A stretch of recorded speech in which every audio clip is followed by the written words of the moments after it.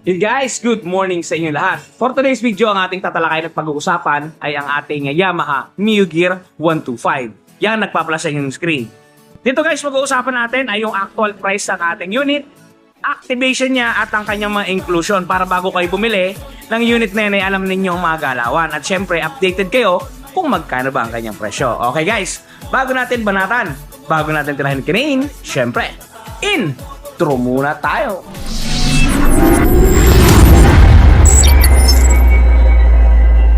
Okay guys, activate natin ang unit at pag-usapan natin. Pero bago ang lahat, ipakuha muna natin kay Joven sa display area ang ating Yamaha Mio Gear S. Ayan guys, napakaganda oh. Yan, tulungan kita Jobs, hawakan ko. Yan, patras Jobs para makita natin mga viewers. Yun, talaga naman. Yan guys. Bali, ang gagawin nating una dyan, syempre, papagpagan natin yan ng alikabok kasi medyo malikabok talaga dito. Gawa na ayan lang yung kalsada. Hindi natin maiwasan na magkaroon talaga ng malikabok. Okay, guys? Ito, sa tulong ng ating kaibigan na si Joven, yan, papagpagan niya na napakatindi ang ating Yamaha Mio Gear. Talaga namang may nangyayari na. And guys, habang pinapagpagan ng ating kasama na si Joven ng alikabok ng unit, hanapin muna natin ang kanyang susi. Ito guys, marami tayo dito susi. Sama-sama yan. Ito, baka itong na. Baka ito na guys. Uy, one click siya agad.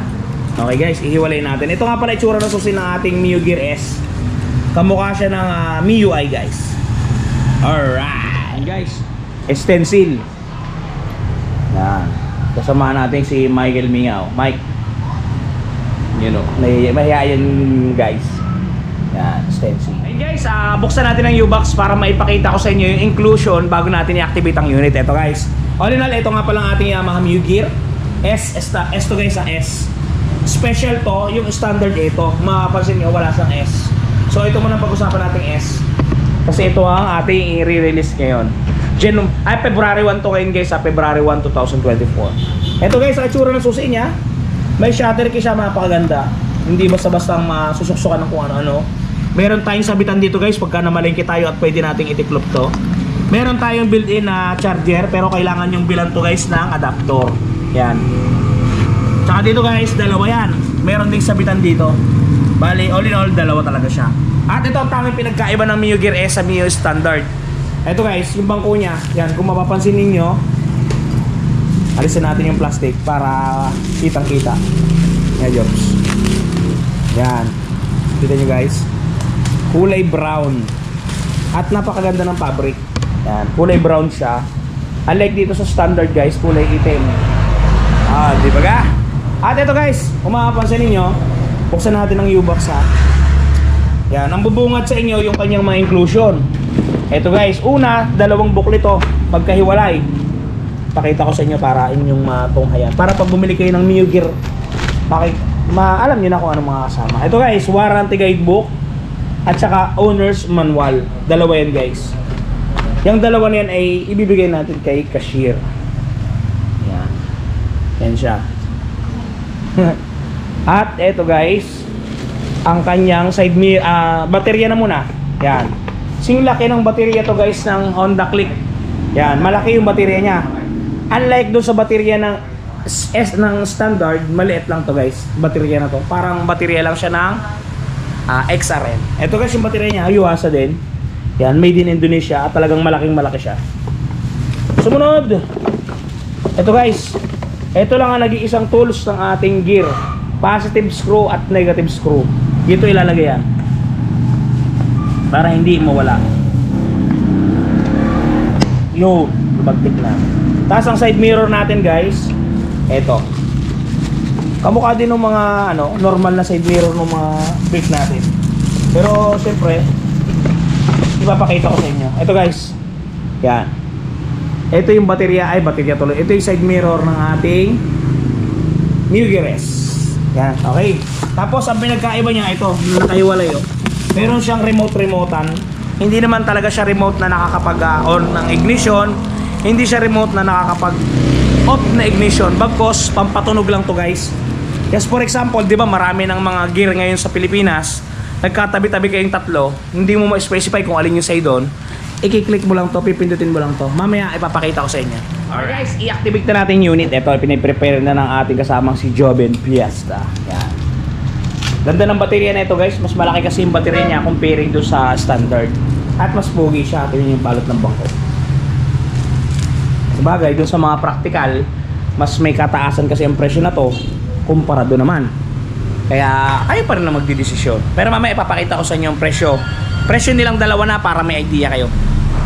Yan guys, ina-activate na ni Joven ang ating battery. Dito ilalagay guys, so, pag ganyan.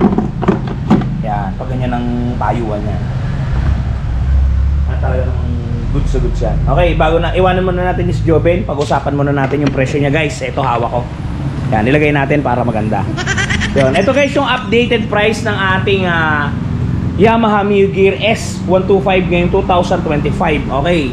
SRP natin, screenshot nyo na lang ha. 84,400 pesos. Ang down payment natin guys dito kay Premium Bikes is 4,220. Ito, may additional to guys na 1,2 para sa registration. Kayo na lang mag-add.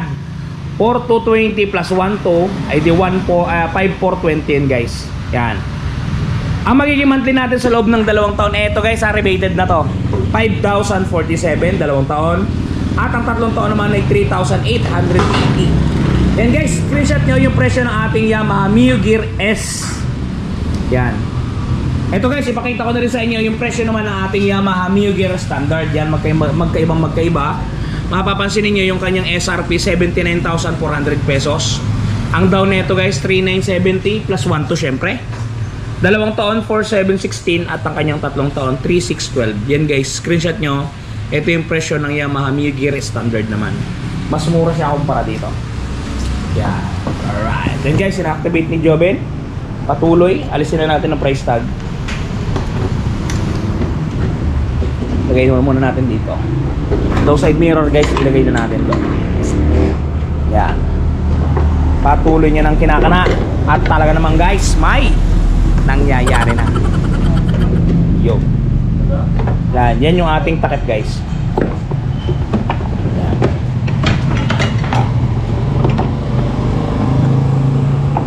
Yan. Yo. Ala ko hindi madadali ng ating kaibigan si Joven eh. Yan guys. Bali na ilagay niya na yung baterya. Checkin natin yung panel board kung nag-a-access na o gumagana na.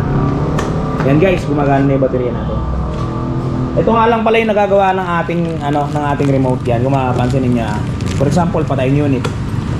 Parking kayo sa malayo. Yan, ito lang yung nagagawa niya. Yun. Narinig nyo ba?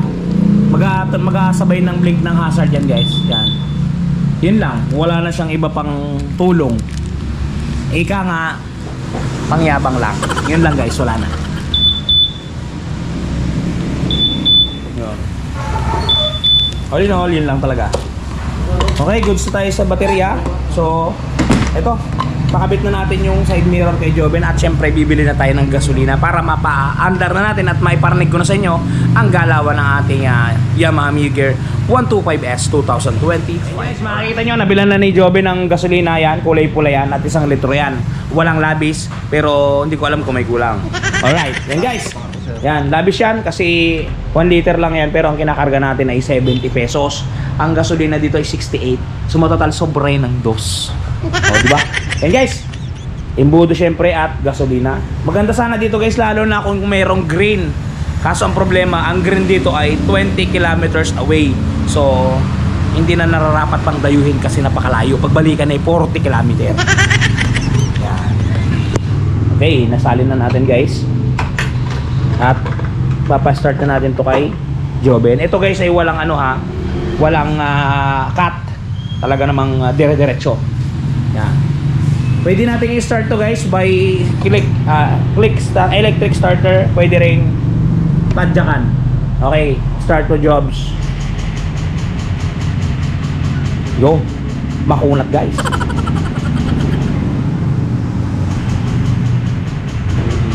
Makunat. Padyakan mo na lang muna jobs. Kumukunat-kunat pa siya. Yan na, sinipa na. Yun. Yun guys, sumandar na. Medyo makunat pa siya sa starting kasi kaka-activate lang natin ng battery. Siyempre, mamaya magcha-charges pa yan. And guys, yung andara na ating Yamaha Mio Gear S. Yan. Ano to guys ha? Air cooled. Hindi siya liquid cooled. Kaya napakababa ng kanyang maintenance. Yan. Yan guys. Mga Andara, napakatahimik. Yan yung tambutso. Yan, napakatahimik guys. Doon nga pala sa usapin ng legroom. Ito guys, sukatin natin. Ang height natin ay 5'6". Yan, legroom. Naka-proper si tayo kung mapapansin ninyo ha. Proper. Yung legroom natin guys, maluwag na maluwag. Yung paa natin ay maluwag na maluwag din sa baba. Yan, maluwag na maluwag. Para doon sa mga nagtatanong yan guys, yung resulta. 5'6" ang height, 80 kilos, maluwag na maluwag. At talaga namang may nangyayari na. Ayan guys. Ito yung panel board natin, analog display speedometer. Analog display ang ating gasolina, ang gauge ng gasolina. Meron tayong tachometer dito, yung mga tinakbo natin. At nandito yung mga indicator natin guys. Yan, high beam. Kita nyo ba? Yan, high beam. Yan, signal light. Busina. Tapos dito meron tayong built-in hazard. Yan. Yan, hazard. Tapos dito guys, meron tayong automatic engine off and on. Ang tulong na to guys, just for example, i-on nyo to. Yan. Ngayon matraffic, napunta kayo sa stoplight. Siyempre, mag-automatic na mamamatay ang unit natin. Ngayon, pag namatayan, hindi mo na kailangang electric start pa. Isisilinyador mo lang, kusa na siyang mabubuhay at talaga namang may nangyayari na sa ating Yamaha Mio Gear. And guys, sa mga gusto kumuha na to, ganun ang galawan, ganun ang ating bigayan at talaga namang napaka-goods at napakamura kay Premium Bikes Corporation. Kaya doon sa mga katropa natin nagbabalak kumuha ng unit, guys, ano pang hinihintay ninyo? Pumunta na kayo habang naka-promo ang ating mga unit. Ngayon na, now na. Alright. And guys, yun nga sa mga nakakuha ng, for example, nakakuha kayo ng Mio Gear. Yan, kahit anong unit guys na binibenta natin ngayon sa market ha. Honda Click man yan, yan man PCX, NMAX, Aerox, kahit anong unit guys, kahit Rusi pa. Kung ari nagasgasan. Eto guys, meron tayong touchpad na napaka-quality at napaka-goods, panoodin ninyo. Guys, the long wait is over. Eto guys, dun sa mga namumroblema na mga gas-gas-gas-gas ng kanilang mga minamahal na motorsiklo, nandito na ang touch paint ni Wash Body. Napakadaling i-apply, parang sumusulat ka lang sa papel, isusulat mo lang dun sa mismong nagasgasan at talagang sasabay na siya sa pinakakulay ng inyong pairings. Yan, kung mapapansin niyo ang before at after natin, mistulang na bura ang mga pinagdaan ng gasgas, ang mga natamo na hindi sinasadyang galos ay namistulang na bura. Yan, kung mapapansin niyo, halos bumalik talaga sa original. Guys, pati pag-package nila nito papunta sa mga lugar ninyo ay talagang napaka-safety. Kung mapapansin niyo, talaga namang safe na safe ang package na bibilin nyo sa kanilang Shopee Shop. Kaya kung ako sa inyo, i-try nyo na ang touch paint ni Wash. And guys, napaka-goods yan at napakaganda ng pintura na ginamit dyan. Talagang all urig. Napakamura pa. Kung may mga gasgas ang unit nyo, i-try nyo na ang touch paint ni Wash Body. Paano makakabili? Meron tayong description box guys. I-click nyo lang dyan at meron silang nakalink dyan na Shopee Shop. Para hindi na kayo mahirapan pang maghanap. Okay guys, hanggang dito lang muna ang ating video. Happy February 1st sa inyong lahat. Ingat kayo palagi at palagi po kayong magpapakasaya. Shoutout po sa lahat ng katropa natin dyan. Shoutout po sa inyo. Ingat po kayo palagi at palagi po kayong magbibehave. Okay, hanggang dito lang po. Si Ron TV. Shoes. Bye-bye.